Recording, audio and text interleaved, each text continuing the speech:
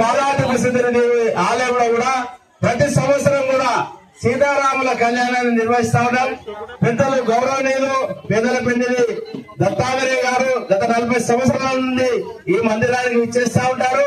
మాకు చాలా కాలం నుండి సార్ ఎప్పుడు కూడా అనడానికి ఈ జ్ఞానం ద్వారా ఈ నాలెడ్జ్ అన్నమాట. భక్తి ఏమో పూజల ద్వారా తెలుస్తుంది, విగ్రహంలో పూజలు జరుగుతున్నాయి.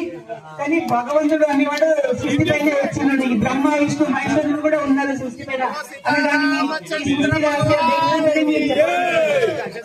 అన్ని తెలుసుకోవాలనుకుంటే మీరు ఇక్కడ మీ ఫోన్ నెంబర్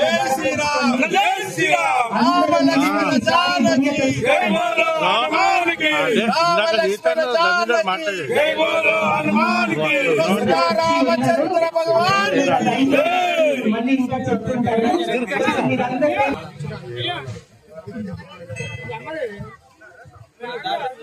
శ్రీరామనవమి పురస్కరించుకుని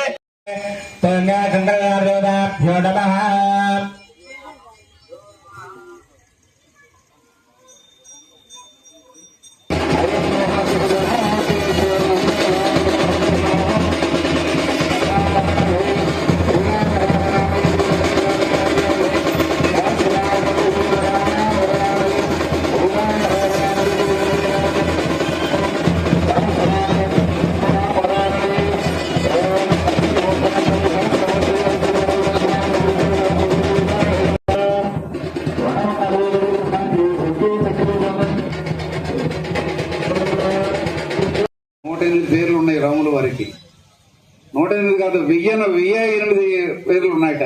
చెప్పుకోవాలంటే రఘురాముడు, నీలమేఘ శ్యాముడు, జానకీ రామభద్రాయ వేదసి అమ్మవారిని పెళ్లి చేసిన తర్వాత కళ్యాణం చేసుకున్న తర్వాత సీతాయ పతగే నమః అని అన్నారట. స్వీకరిస్తూ చక్కగా నీడలో ఎంత ఎండ ఉన్నా కూడా ఈ టైంలో కండి ఎండ వేడి తెలియదుట. అందుకని చాలా చోట్ల విసనకర్రలు ఇస్తారన్న మనకి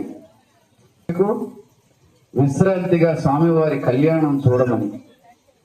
అక్కడ ఏ విధమైనటువంటి మనిషికి ఏ విధమైనటువంటి ఇబ్బంది కలగకుండా ఉండటం కోసం చాలా పందిళ్ళలో విసనకర్రలు పెంచి పెడతారు.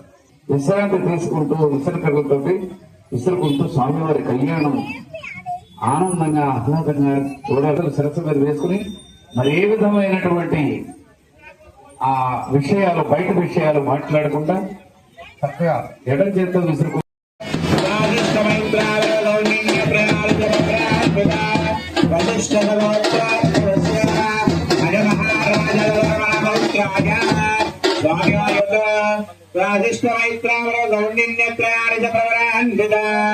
వశిష్ఠ భగవత్పాస్య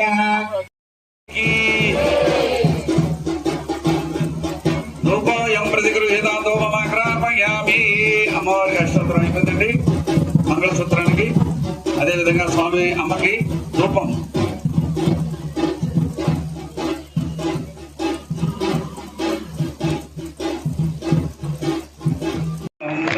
పెండ్లి కూతురు కొంత పెడమరలి నవ్వేని పెండ్లి కూతురు పేరు గల దవడాలి పెండ్లి కూతురు పెద్ద పేరుల ముత్యాల మెడ పెండ్లి కూతురు పేరు గల దవడాలి పెండ్లి కూతురు పెద్ద పేరుల ముత్యాల మెడ పెండ్లి కూతురు పేరంటాల నడికి పెండ్లి కూతురు పేరంటాల నడికి పెండ్లి కూతురు పేరు గుర్త సిగ్గుపడి పెండ్లి కూతురు ఇంటికి